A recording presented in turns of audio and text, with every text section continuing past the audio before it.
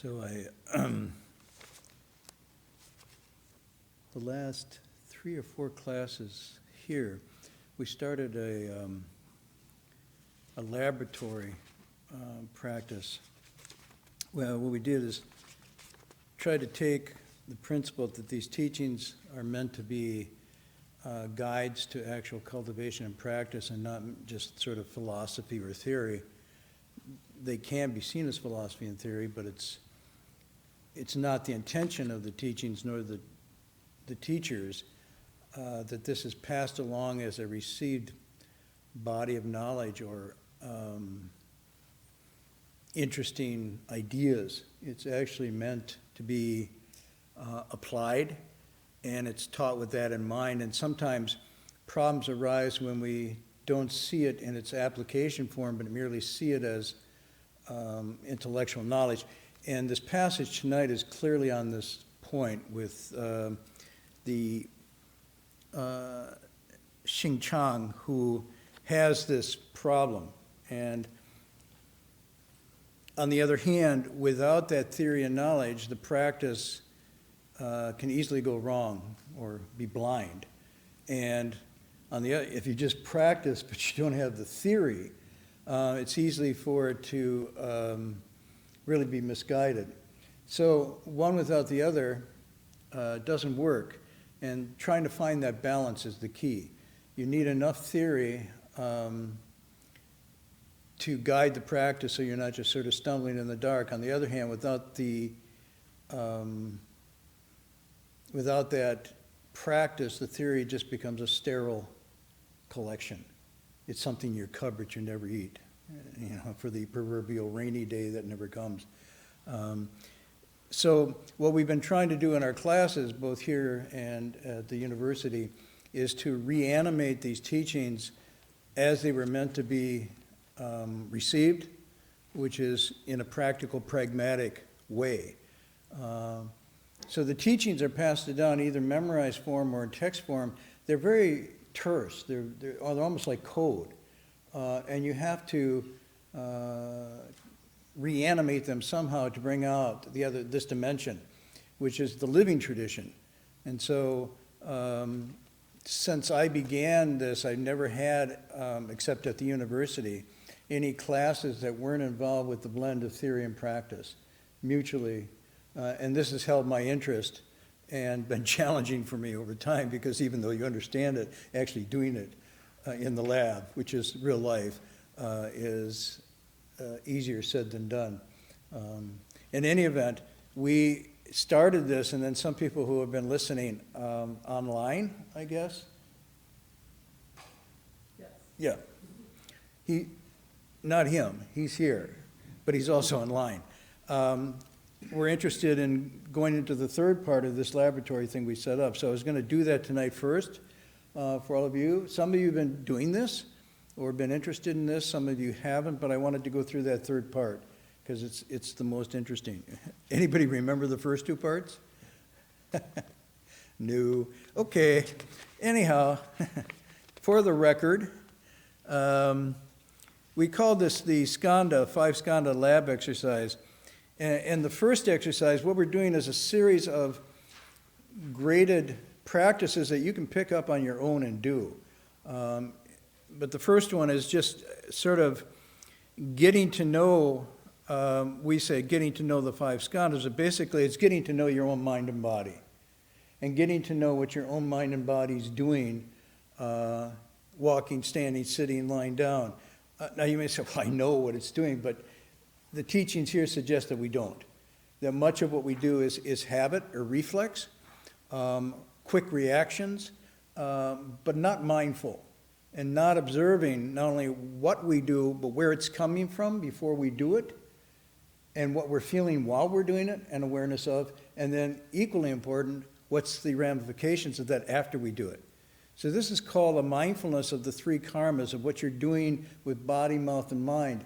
Before, as you move into that space with intentionality or habit, as you're actually engaged in it, which becomes a moment of meditative contemplation, what's actually going on as you say that, as you think that, as you enact that. And there's I use the word meters because my grandfather was like an engineer and he loved meters, all these gauges and things that when you're running an engine tells you what's going on. You know, how much heat, how much pressure, how much oil, what's the flow. These become very important to understand how the machine's working. So these techniques of mindfulness are observing the meters of your mind and body as it's engaging. Now, you can go and say, oh my gosh, I just overheated and blew up. Ex post facto. You know, were there signs and indications that the gauge was starting to? Of course there were. Well, why isn't that I didn't see it? That's interesting. Because I don't have that gauge? But this teaching says, no, we have all the gauges there. They're exquisitely tuned. There's nothing wrong with them. We just don't pay attention. And that attention, just attending to this is the heart of cultivation. It's not like you have to have supernatural powers to attend to this. It's actually very ordinary. It's very much right in front of us all the time. It's just that for reasons of denial, reasons of lack of, how shall I say, just sensitivity, or inuring those over time and ignoring them, they become distant and seemingly rusty and not available to us until blowback hits in our relationships, psychologically with inside, and even in the natural world. If we push our agenda out, the blowback will come, the feedback will come through all those three dimensions, psychological, social, and natural. So, for example, if we want to understand what our mind and body is doing unattended, we simply look at the larger sphere of nature and say, things are heating up, resources are being misused, the air is not, why? Must be something happened. No, this is actually, and I think the science is in both here and in the real world, this is human generated. Okay, so what I'm pointing to here is the first stage then was getting to know and simply observing 15 minutes in your meditation period, the first exercise, simply watch the rise and fall of these mind-body phenomena as you're sitting in meditation. Just in meditation. And you just take this time and you sort of watch, this arises, that arises, this comes. And what you do is simply ask the question, what staying power, or permanence does any of this have? And if you simply don't react or repress, but simply observe, you'll see these things rise and fall, feelings, emotions, impulses, habits, desires, anxieties, great schemes, great disappointments. It's just like this constant stream of mind-body associated phenomena. And the first stage you do is simply, you get a little distance by not reacting and going, oh, that's good, that's bad, I don't like that, I want that, nor repressing and pushing it down and thinking that's meditation, but simply not engaging it. And you start to see they rise and fall by themselves. By not engaging it, another one comes, and then another one comes. And so meditation at the beginning stages, when you're doing it this way, is very busy.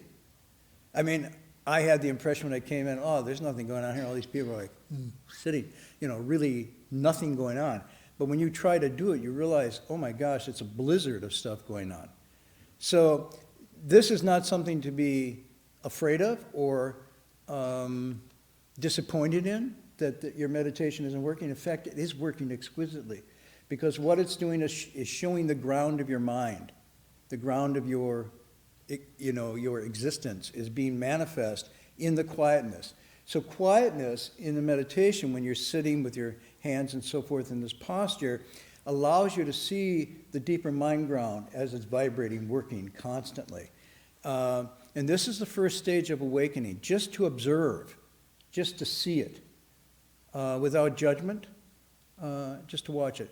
So this is the first one we do, and that contemplation that went with that is almost, we were saying you do this almost clinically or calmly. You watch it as it has these, what are called the 4 marks of all phenomena or conditioned dharmas. There's a moment when it starts to arise. There's a period of time when it seems to be maintaining. There's a period of time when it starts to fade and then it's gone.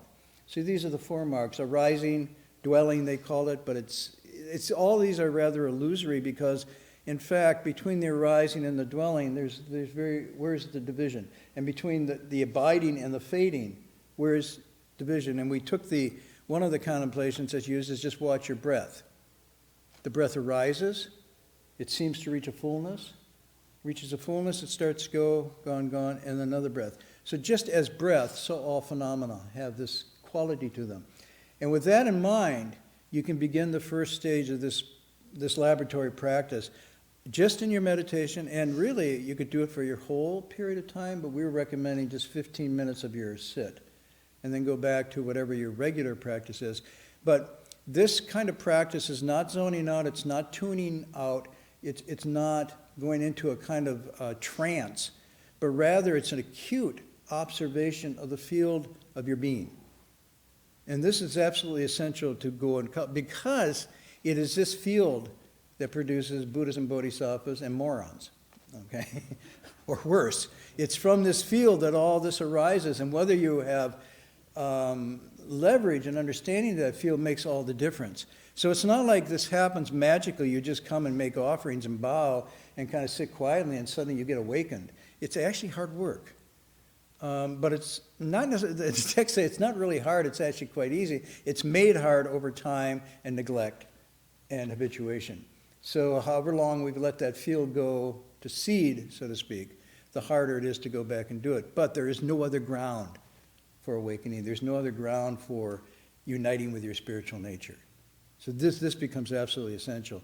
And it's kind of interesting. I mean, because everything that you've said, thought, or done, and they say from beginning this time, the time without measure, is actually in the repository, it's in the storehouse of your consciousness, either actively coming up right now, or in a seed nature that comes up as you sit longer and longer.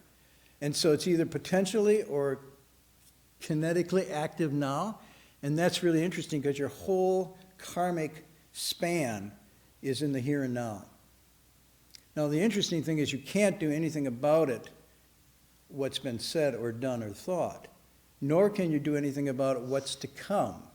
But you can, in the moment of that 15 minutes, simply by not reacting and not repressing, put it into neutral so that you're not necessarily out of habit or impulse following the things that are arising. This is what I would say there's a beginning when the Sixth Patriarch talks about untying knots. This is just loosening the knot a little bit. It's just loosening the knot a little bit just by observing it. And by observing it, you see the knot, and by not reacting, you don't strengthen it, and you don't add to it. And so it starts to just relax a little. That's the first phase. Then we went into the second phase by bringing your mind into your centering, however you use it, your mantra, breathing, or silent recitation. And then that stopping of the mind, that very stopping, holding, called shamatha, the zhi, is then the ground, the platform, the observation point as you begin to watch now as each of those thoughts, feelings, emotions start to arise and stir. Now, what you did in the first phase was just take it for granted. They're out there blowing all over the place. The second phase is you're trying to get to the origin or source. You're trying to watch them as they come up from the contrasting stillness. So stillness is more or less just a juxtaposition. It's a neutral space that you go into, not to have stillness for its own sake, but stillness as a refined form of observation, because when there's stillness, then when there's movement, you can catch it. Just like they say, when the water is really calm, the first ripple you can catch easily. But if the water's moving, you can't see the ripples. You can't even see where they're coming from, whether they're generated by you kicking in the water or by the wind or anything. So the stillness becomes then an important prerequisite for insight, but it isn't necessarily insight in itself. So this is, because some people get attached to meditation, they just want to zone out. Oh, I'm just going to sit and just forget everything, sort of like a cocktail or surfing television. But it's not meant, the stillness is not meant to do that. The stillness becomes then the point for guan, zhi guan, vipassana, or insight. But the insight can't happen until there's the preset of the stillness. Is this clear? So this second phase then is once you have that, then you watch the mind, the emotions, the feelings, fantasies, everything, as it tries to come into and assert itself and get you to move into it, either by rejection or indulgence of it. And again, we call this catch and release.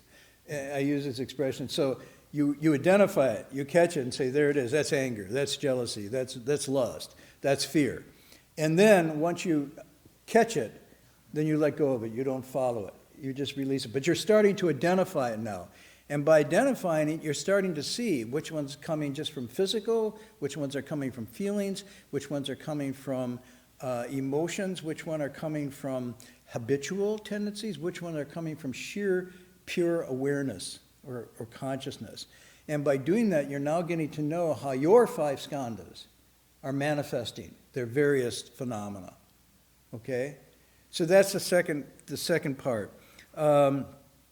Now, we go into tonight, and we'll finish up on this in the third part. Any questions on that so far?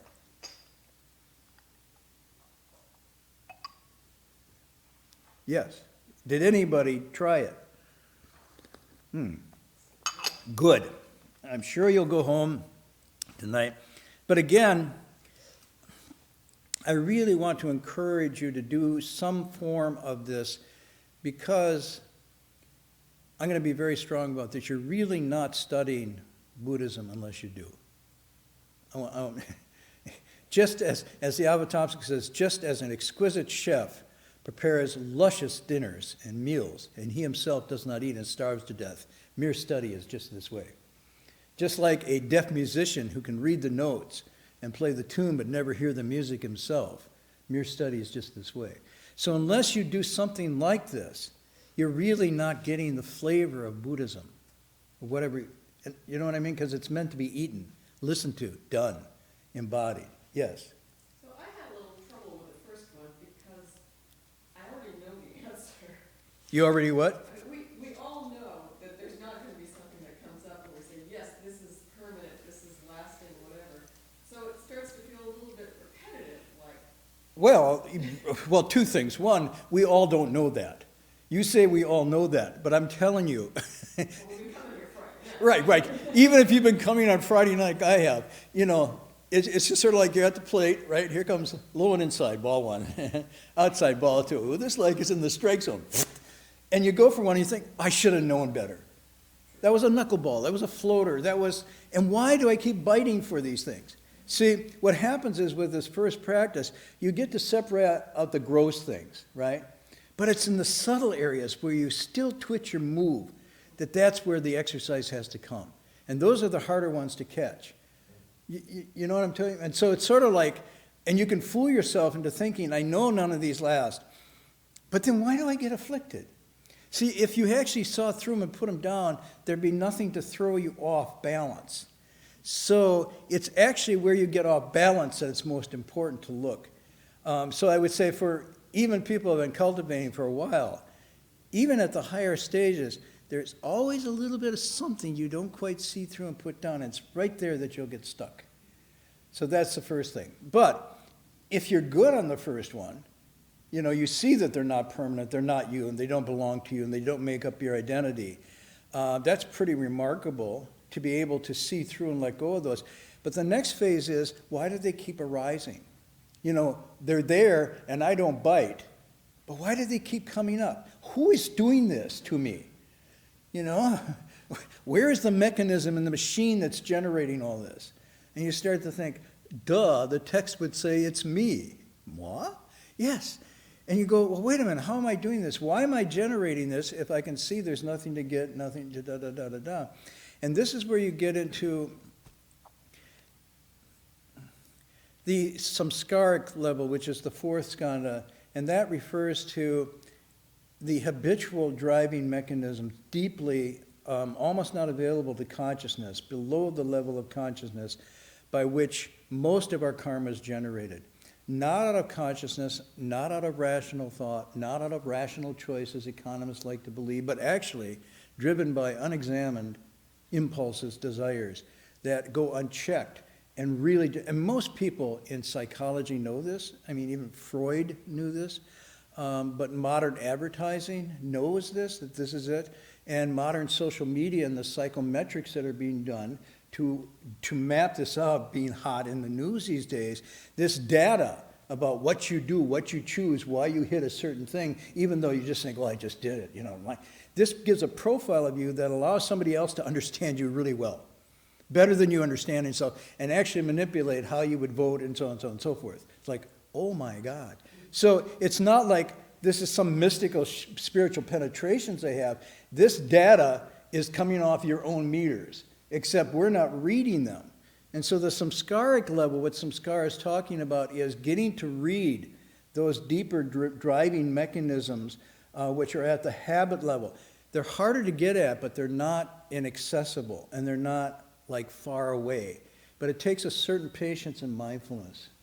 I wanted to ask if that part of me that is generating all of those things that you just mentioned, is it sensitive to the awareness and the insight that you're applying through this practice? Is it affected by it? I'm not sure what you're at. In other words, are you asking with a kind of trained mental awareness, can you catch and spot these? Yes. But is it sensitive to your awareness? Will it change because... Your attachment or non-attachment? Does it care? I mean, is it just going to keep generating it no matter whether... It really cares, and it'll throw up a rebellion. Mm-hmm. So be ready. Yeah. When you start to get that point in your meditation, you're just like, well, anyway, I got Friday night. I got a lot of other things I need to do. There's a retreat coming up. Yeah, I don't need to do that, da-da-da. And so the identity that's formed around this is a huge defensive fortress. And it's happy when you're not aware. It loves it when you're not aware because it just feeds and grows. As soon as you become aware, it starts to get a little nervous. And the more aware you get, the more nervous it is because you're going in, I use the Wizard of Oz thing, you're starting to pull the curtains back.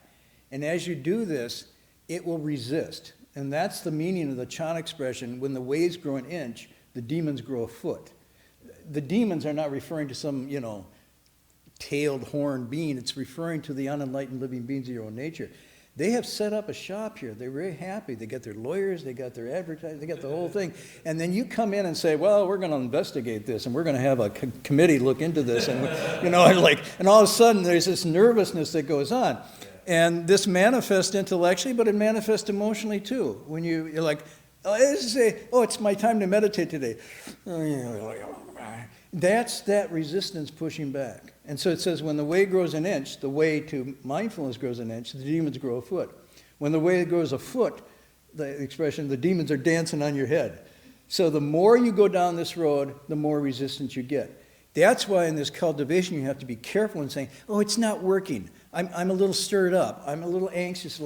Well, that could be a positive, constructive anxiety as opposed to the destructive that covers it over. So now that's where the text and discernment are very important because the text will tell you there is certain anxiety or tension that's constructive to the ending of greater anxiety. And then there's an anxiety and tension that actually foments and accelerates an anxiety. And you have to be able to tell when it's constructive kind of wrestling and tension and when it's afflictive and destructive. And that's where the texts are very useful. And so one of the measures you use, I don't know if it's either or, how's your life going? Are your afflictions getting less? Are your relationships with people getting smoother and less conflict-driven? Is your livelihood starting to gel with you, or is there a constant tension? How do you sleep at night? Do you feel a sort of clarity of conscience and so on and so forth? These markers become keys to whether you're going through a certain anxiety to get at a deeper release of something, as opposed to covering it over and denying it, which increases it, and a kind of attempt to escape it. So what we call the klesha markers, those are really key to determining whether you're in a constructive or destructive. You might think, my meditation's great. I sit for 6 hours a day. I have no pain. I just totally bliss out.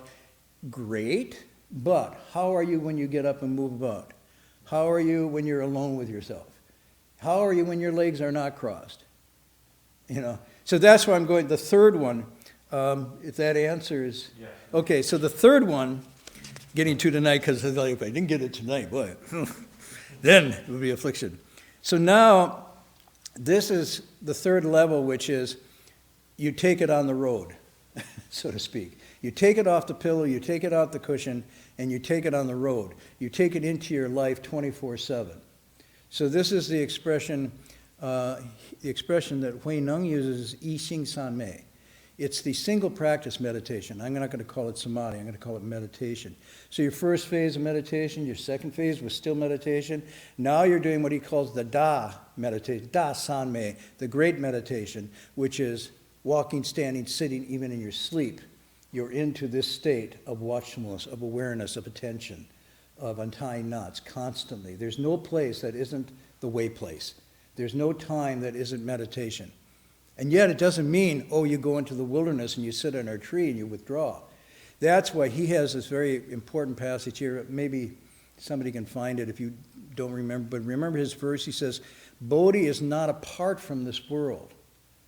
Enlightenment, awakening is not apart from this world. If you look for enlightenment apart from this here and now existence, it's like looking for a rabbit with antlers. That's one of his verses here.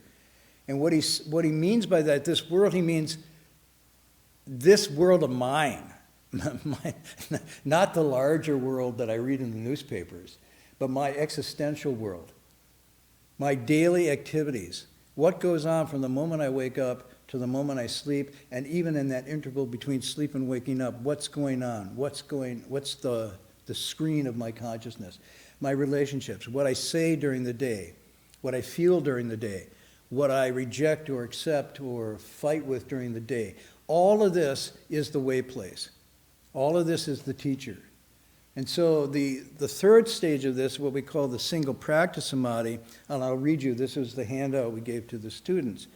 Finally, use the contemplative skills you developed from the previous two exercises and try to extend them beyond the meditation hall into your daily life. Practice using these as a lens through which you observe your mind walking, standing, sitting, and even in sleep and dreams, as it gives rise to the 10,000 things, sets up, attaches to, fights with, gets caught on, ties a knot with. You apply this formula. You observe the rise and fall. You let them go. If they stick or knot up, untie and let that go, the tension, the clingings, and you stay back and you return to center. So in a sense, the centering you feel with your meditation indeed should feel centered. You should feel. But now, when you're moving, can you maintain the center in movement? And that's why he has this wonderful, what he calls the stillness and movement verse. And now I'm going back to the theory to explain what he's talking about.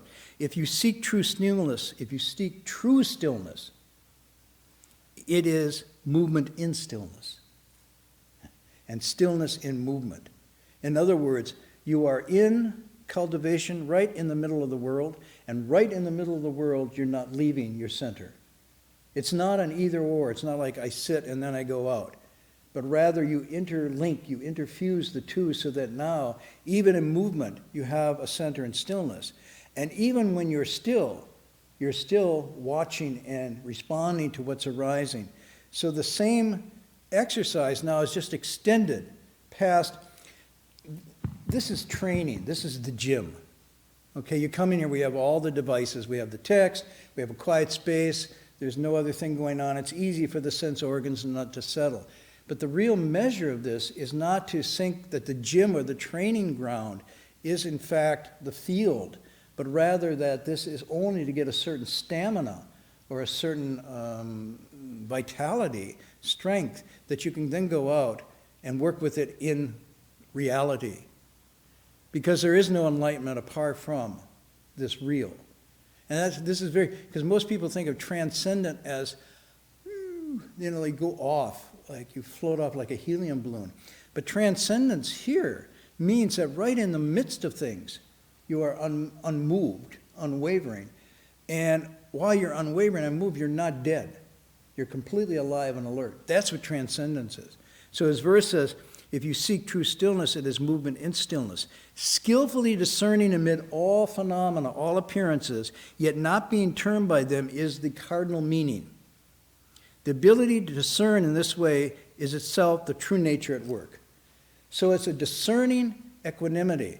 It's an alertness and yet a non-attached, not clinging, not projecting, complete nimble. And that's why this last one's so important, because the single practice samadhi, he says, if no matter where you are, whether you're walking, I'm quoting the text, walking, standing, sitting, or lying down, you can maintain a sincere, straightforward, and direct singleness of mind that never leaves this place of awakening. This is the real Pure Land. It's called the single practice samadhi. So now he's saying, where's the Pure Land? It's not some place you go off to like Acapulco when you die, but rather it's a constant state of mindful attention, unattached, responsive, pure mind, continue, not being turned. That is, in fact, what he calls the Pure Land. Any land apart from this that is artificially constructed is a conditioned phenomena. It will fall and collapse. So this becomes the third part of this. So I hope this makes it. Now, the thing about this is, going back to your question, the first phase, I can see it. The second phase, can I actually identify and catch and release? But the third phase is the true, the proof is in the pudding, so to speak, they say. In other words, you think you're good. I'm holding the precepts. I've got a meditation practice. I've been doing it for years. I do my annual retreats and everything. But now, when you walk out the front door, and that first call comes, and the first person passes by, the first wind blows of joy, of sorrow, of pleasure, of pain, of gain, of loss, of flattery and insult. Move or not move? Well, I move for joy, No. Do you move or not move in those? That's the real test. And the thing is, you can't script those. I mean, I spend a lot of time trying to script my life so that the joys and the disappointments are coming in due measure at due times when I'm ready for them and whatnot. Damn, it just doesn't work that way. They just come from all sides. And so the skill, he describes it as almost a martial skill. 24/7, 360 degrees, you're constantly aware. And nothing sticks. But now are you just stopping either? You're just nimble and responsive. And this he calls the place of turning. It's a beautiful expression. The place of turning. He says, if in the place of turning you don't linger on your feelings and emotions, you're always in this meditative state. But it's a place of turning. It's not the place of dead stillness. You can say, in the place of dead stillness. No. The place of dead stillness, it'll hit you. You've got to be nowhere attached, nowhere bound up, everywhere engaged, and then responsive. And so it's a constant, mindfulness is really, it's not a hyper alert. I think that's wrong. It's a unobstructed sensibility that's always attuned. And why can it do that? Because you're not projecting, you're not wanting anything, you're not afraid. Therefore, that ability is unimpeded. And he says it's very natural. It's not like you have to practice and get it. Simply let go, and it starts to move and exercise on its own. That nimbleness is already innate. We tie it down through habits or through expectations or projections and desires and so forth. So this is the third exercise in this, and really it's sort of like freestyle now. Before it was formal, you were practicing, The tests that you got were controlled ones because you're still just sitting on the cushion. Now, the other part of this is why there's a verse to go along with this is because the first attempts to really, and I'll use the word embody, internalize this so it becomes you, that becomes who you are, doesn't happen just like that. Just like any freestyle, you go off on your own and you try it. I remember hang gliding. I watched the videos, I went to the sessions, I learned all the ropes and I got all the theory down. You run on the side of the hill, you push, and you take off, and got it, had it down, right? And so now, go out and really try it. So there I am, on the hillside, got the thing all set. I go running, and You push it out and woo, up I go. And then all meditative equilibrium was gone. I was like, whoa. And I could hear people on the ground yelling, giving me instructions, but I was so enamored and elevated, literally, about what was happening. I completely forgot that if you keep going up like this, you will stall because you're no longer penetrating. I was just like, transcendence, this is great. And then, of course, it stalled and went boom, down. Ouch, really big ouch. So, in the same way, you can have the theory, the sutras, you can have your meditation thing, and then you go out the door and you're loft, and all of a sudden, bang. And so that's why you have a verse. Everything's a test to see how you will do. Not what you will do, how you will do. Mistaking what's in front of you, you'll have to start anew. So even if in the place of turning, you get stuck or whatnot, just pick yourself up and do it again. Pick yourself up and do it again. There's nothing, you do not want to get into the state of, I am a high achiever, I'm very smart, and I'm not used to having to do things twice or three times. I usually get, don't go down that road. You'll really trip yourself up. On the other hand, it says, oh, it just proves I'm not good enough, I never could do anything right, blah, blah, blah. And you go down the other one. So between that gross insecurity and the gross arrogance, may I call it, is the middle way of, if you make a mistake, correct. You make a mistake, correct. And if you don't make mistakes, don't think I'm mistake-free, because then you'll make a mistake. So you just keep that kind of humble awareness balance, and anytime you're off, you just correct course. You just correct course. Don't judge it. Don't judge it, because this will set you up for kind of failure or a false sense of accomplishment. Simply always be in the here and now. One of my teacher's verses says, simply attend to the here and now and the false returns to true. In the here and now, that's the only space. One thought unconfused, you got your balance. One thought confused, you lose your balance. Thought after thought, not confused, maintaining balance. Thought after thought confused, spinning on the ground. So it's very dynamic, and that's why, again, this sort of sets the tone for tonight's passage, which we'll only touch on. But he's asking this deep question about what we're talking about here, and he thinks it's an either or. It's either kind of a permanence that he gets, or it's an emptiness that there's nothing whatsoever, and he's trying to figure this out in his practice. And the Sixth Patriarch has to come back and basically tell him that it's letting your mind be unattached, nowhere setting up, yet everywhere alert and responsive. And as soon as you want something, you trip yourself up. And as soon as you think there's nothing to get, you trip yourself up in a different way. So that leads to tonight's passage, which we'll only scratch the surface of. But I wanted to finish this third part because I think in the sense of and the students, I felt as we went through this, first of all, they were hungry for this. They were hungry for the actual applied Dharma as opposed to abstract or even faith in Dharma, which was the doing of it.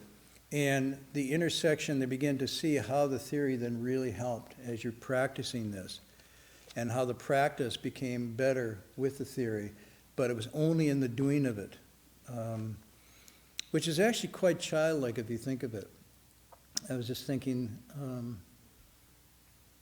this semester I took on another course. I usually just teach the Buddhist material, so this semester I took on another course, and I was thinking when I was doing, oh, well, I don't do that.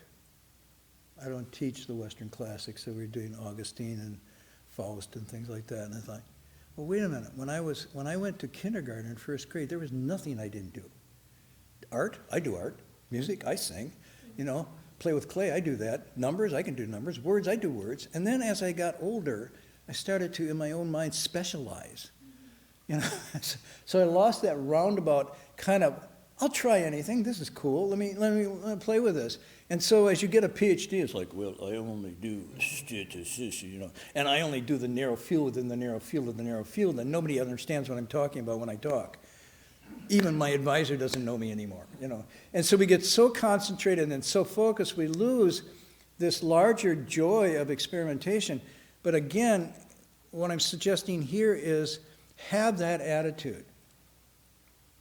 It wasn't like, well, I don't know how to draw a tree. How do you draw a tree? Oh, you're like, Rather than, I don't know how to draw a tree, I'm not an artist, you know. No, you just kind of keep trying, keep trying. And if you have that kind of free, childlike attitude towards cultivation, invariably you'll make progress. But as soon as you dismiss yourself or have a false sense of accomplishment, you know, it dies, it stagnates.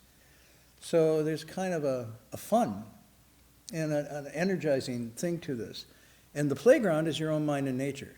It's not as much fun, even though you think it's a lot of fun, to go into somebody else's, you know, like, I'm going to take you across, you know, okay, right. No, it's much more interesting to take yourself across. But, okay, questions on this? Comments? Clarity? Clarification? Online, I'll just have to let it go. Okay, let's at least start tonight's text.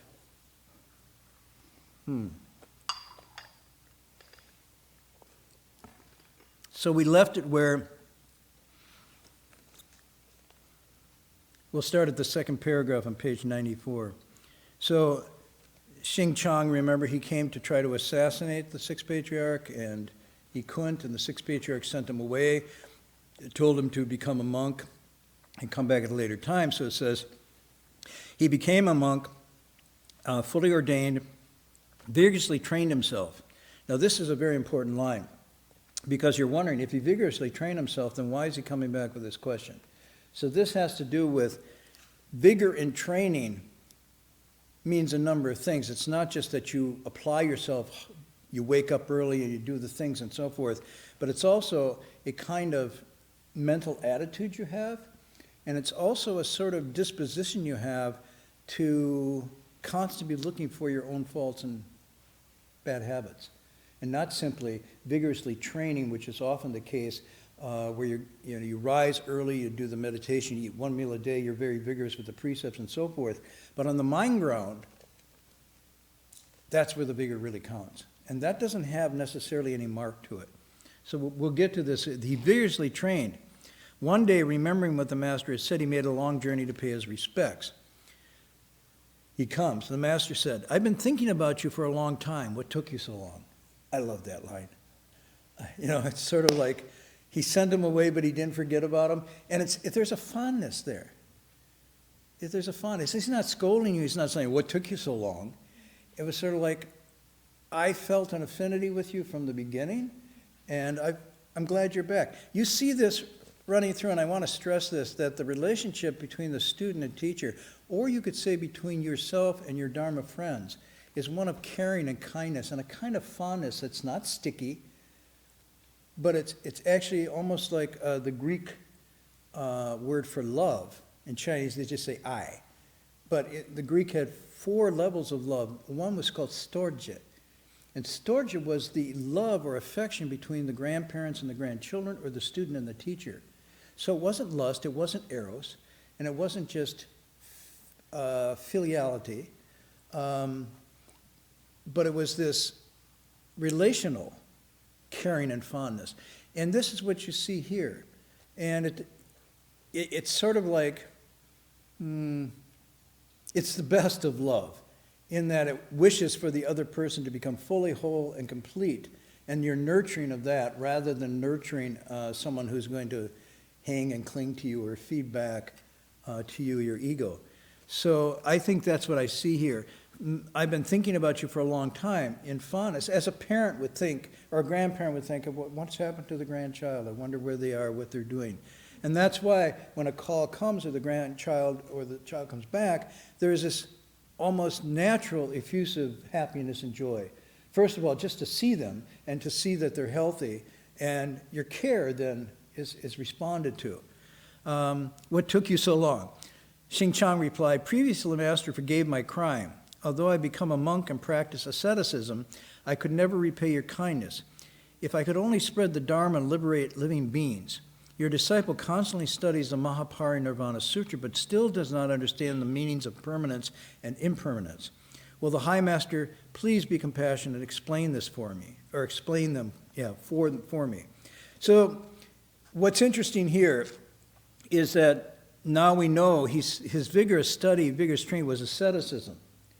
So he says he became a monk and he practiced asceticism, which is part of the pattern of this monastic community within this tradition. And it's not unique to Buddhism, but it's asceticism in this thing has to do not with mortifying the flesh or doing it as some kind of penitent atonement for one's sins, but it's a disciplining of one's body and mind. And so the asceticism is simplifying your life and getting to the point where everything you do is right in that middle way, not going over to excess because of greed or deficient in any way. So there's a kind of vigor that you generate in the asceticism that heightens your sensibilities and increases your awareness and frees you from distractions and attachments with material things and so on and so forth. And so it's a different kind of ascetic approach than maybe some of you are familiar with. Well, just today in the Philippines, 6 people were crucified on a cross and carried in procession. Now, that is a kind of mortification of the flesh that you will not see.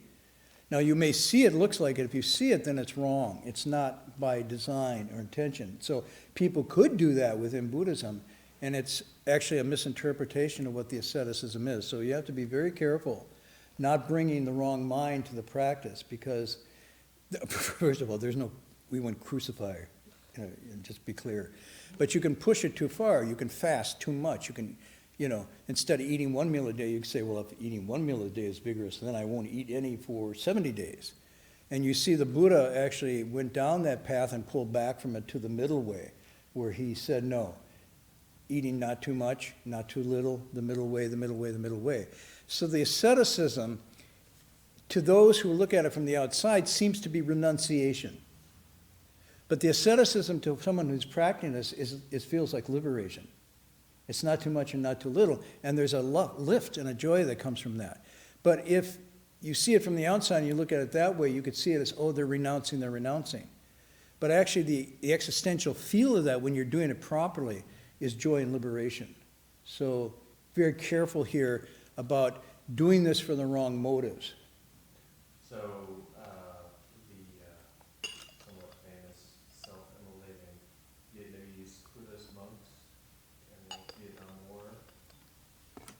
What's the take on that? Is that a misapplication of Buddhist teachings, or is that something that is seen as some sort of exception? To me, it seems like mortification of the flesh, albeit for a political cause that may have some profound merit. But I don't claim to understand those states. And all of these practices are taken up in keeping to your middle way, not somebody else's middle way. So I would say in those cases, do not imitate. Do not pretend to imitate. And that even the imitation of the act without the disciplined training of mind that was behind that may be a totally different experience. In that particular case, I knew of the people that surrounded him at that time. And so I talked to them. And what they reported was, from the beginning to the end, there was complete calm, complete mindfulness, no twitching, no anxiety, no shouting out in pain. From the moment decided to do that to the very end, whatever that state was and whatever that motive was, seems to be very exceptional, and how that plays out in terms of cause and effect, I don't know exactly, but the fact that there was such mindfulness and such equanimity, it's amazing.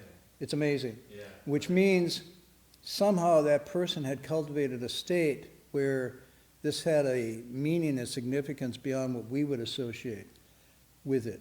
So I would not say this is something you'd want to imitate or even think to imitate.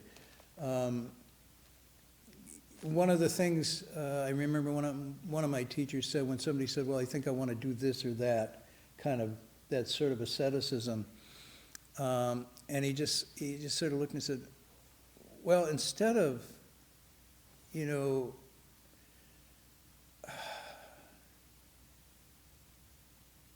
why don't you just stop your crazy thinking?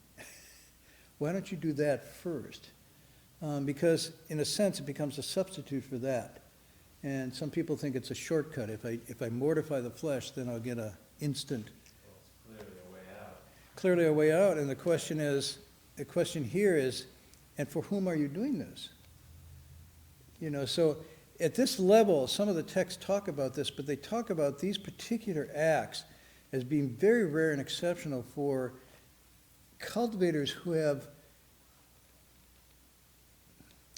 I wouldn't say gone beyond, but are in a different state of consciousness, both in mind and body, where this is something that isn't available to us from our normal or ordinary.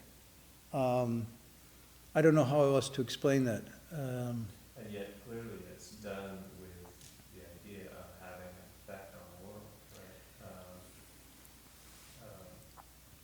It's hard to, Well, it it's hard did. for me to conceive of taking out the self-aggrandizement out of that, you know, out of that act. Right. You know, albeit a, you know, a self-obliterating self-aggrandizement. But yeah, maybe that's, you know, maybe that's where I fall short in being able to understand that. There's so many different ways to look at this. I can present it that way, as the texts talk about this as a very rarefied, refined state of cultivation and giving, Right. and in giving, with the effect that it had a transformative effect on a large body of people, both Yeah. Americans and Vietnamese at the time. And so there's that way of looking at it. Another way, the text says, all living beings everywhere at all times are burning up their bodies. You know, what? In business, in intoxicants, in the busyness of life. We're constantly exhausting our bodies and energy. We're giving them, we're sacrificing them at an altar of some sort.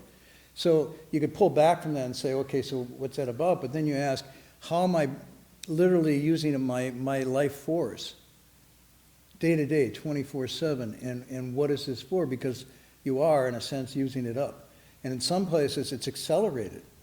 You actually can burn up the vitality of your body driven by greed or lust or anger or vengeance and so forth. I mean, this is what Shakespeare and the Greek plays are all about, is the sacrificing of our bodies for causes and purposes that aren't necessarily noble, uplifting, transformative.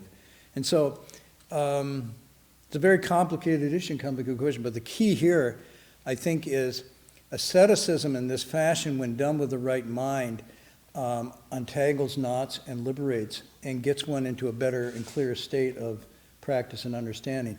Undertaken with the motive to get something back or to be rewarded, or to imagine that agency outside gives you rewards for this kind of thing, is actually called externalist. It's seeking the way outside your own nature and your own mind. And therefore, no matter how awesome it looks, it won't return. And so people that have tried to imitate this later, but not with that same equanimity and so forth, I really must say I don't know that there was any merit in that whatsoever, and it may be the opposite. So, complex. Okay. Let's start with this thing, and then we'll stop for tonight. So he says, please explain it. And the master says, impermanence is just the Buddha nature, and what is permanence is just the discriminating mind with all its good and bad states. Hey, see, somebody's going, well, wait a minute. Yeah, there we go. We're getting the right reaction. So he's come. He's very sincere. He's been really practicing. And he says, I don't understand. The Mahaparinirvana Sutra talks about permanence and impermanence, and the master says, impermanence is just the Buddha nature, and what permanence is just the discriminating mind with all its good and bad states. Yes, so your quizzical look is the quizzical look, well, we'll go on. So let's just confirm. Ching Chang replied, your explanation contradicts the sutra text. The master said, I transmit the authentic mind seal of the Buddha. How could what I say contradict the Buddha sutras? Now, you have he's a martial artist, remember? So there's a kind of thing going on here now. Power play there. There's a power play. He says, I came back, I'm really sincere. And he says, well, try that. And he said, but that contradicts. Well, how could I contradict if now we're into a back and forth? The sutra says, Jin Chang says, oh, I just want to be clear. It's not me. It's the sutra says. The sutra says that the Buddha nature is permanent. But you say it's impermanent. It says good and bad dharmas, even the aspiration for Bodhi, are impermanent. But you, the master, says they're permanent. These contradictions have made me even more confused. Okay, and we'll stop there for tonight. Well, so this is going to be interesting how this plays out, and that's why this chapter is so important. Yeah. Let me just say another thing about this. Remember that what the master is doing right here is done for Xing Chang. Okay? So you can't go out and just keep doing this with everybody. You know, everybody asks a sincere question about, you know, Buddhism, and then you just do this game. You just think, I'm going to play patriarch and do this game. He's doing something with him to untie a knot. Okay? If it doesn't untie the knot but further entangles him, it's not Dharma. So be careful here getting into a kind of Koto-chan or head-mouth Zen, where you constantly answer the opposite, thinking that this is going to liberate somebody in and of itself. This is only done very skillfully for this particular individual. Now, the principle behind it that'll come out is for everybody. But the particular way in which this is done, and the timing with which it's done, the manner which is done, and I would say even the relationship that's been set up prior to this, of caring and fondness and so forth, allows for this to untie a knot. This very same teaching done at the wrong time to the wrong person could actually cause someone to be really confused and go wrong. So, that being said, we'll come back to this next Friday and see where the Sixth Patriarch takes us. Okay, any other questions? Comments? I did, please. Yes? When we were talking about when you're in waking, walking, living, breathing, Sitting, standing, walking, even in sleep, those four. these thoughts and feelings and experiences are coming and going and arising. And when it gets to a point where it is pretty uncomfortable, and it's not unarising quick enough. That's a nice expression, unarising quick enough. I like that. Well, like, let's say hypothetically, it actually like put someone in real danger. Like, if they weren't able to be mindful or discerning or calm enough.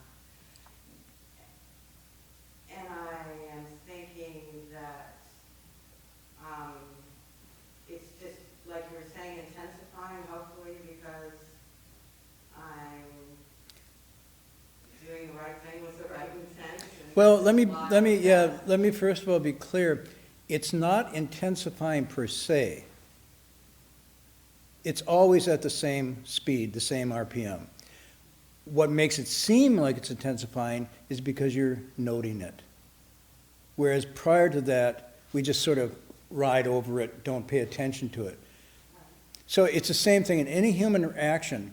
If you really pay attention to what's being said with the body language and so forth, it can be almost overwhelming in any situation. So we have to selectively ignore a lot.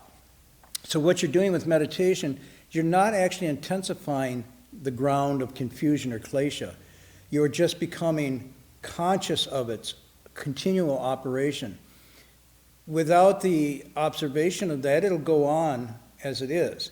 But by the first initial sortie, so to speak, to watch it, at first it can seem like, oh my God, and you say, well, wait a minute. Meditation didn't generate this.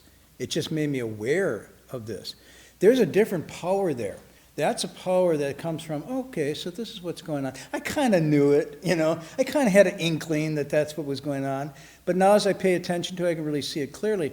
As opposed to if I go, this is going to intensify, it's going to get bigger and bigger. That's not what's going on at all.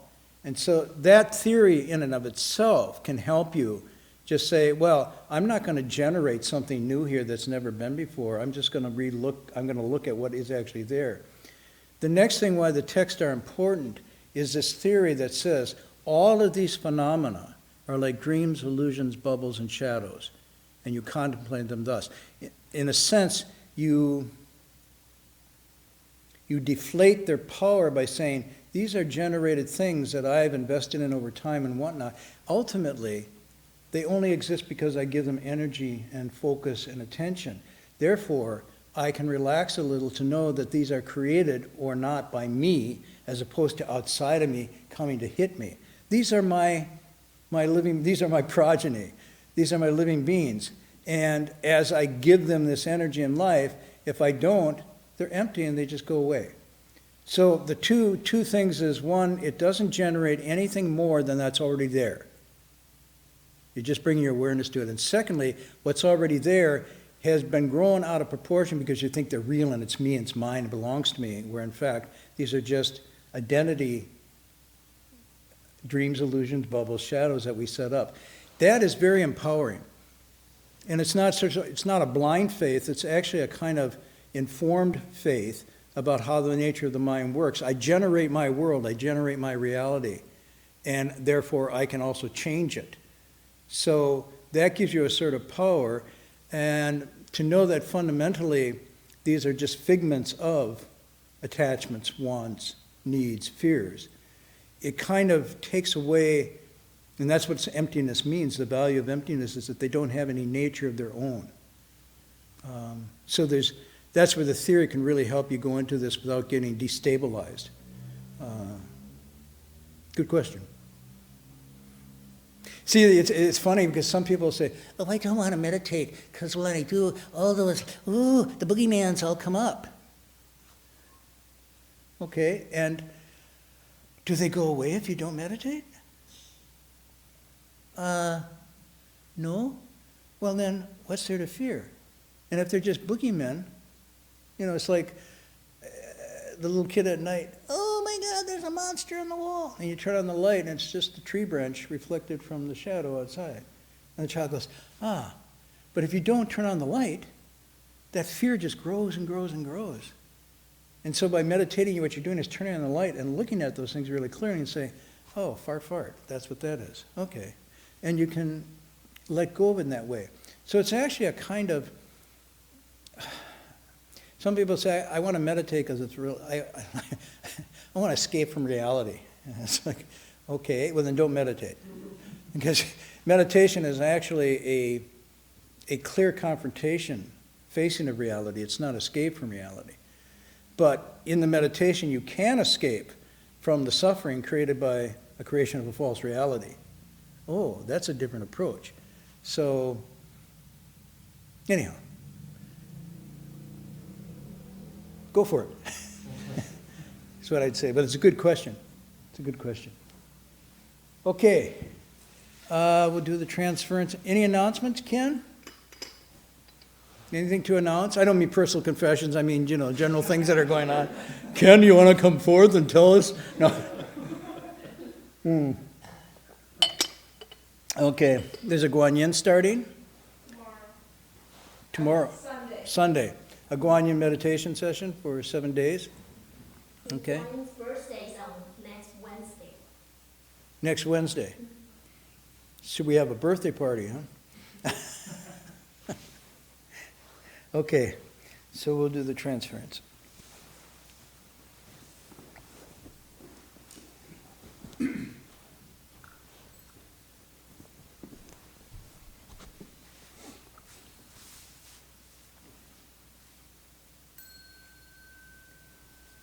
May every living our minds as one and radiant with light, share the fruits of peace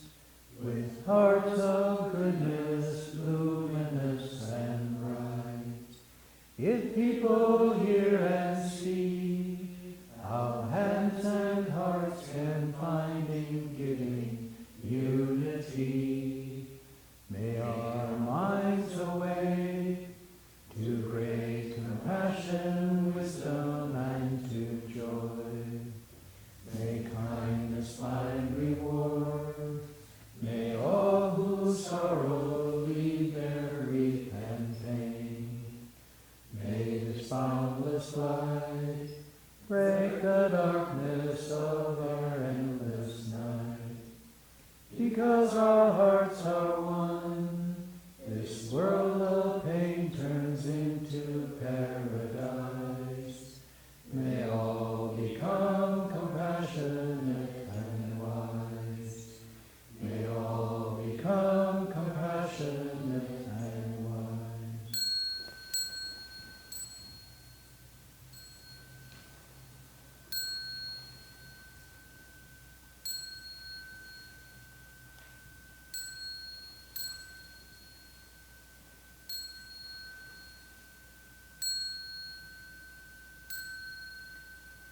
Bow in respect to three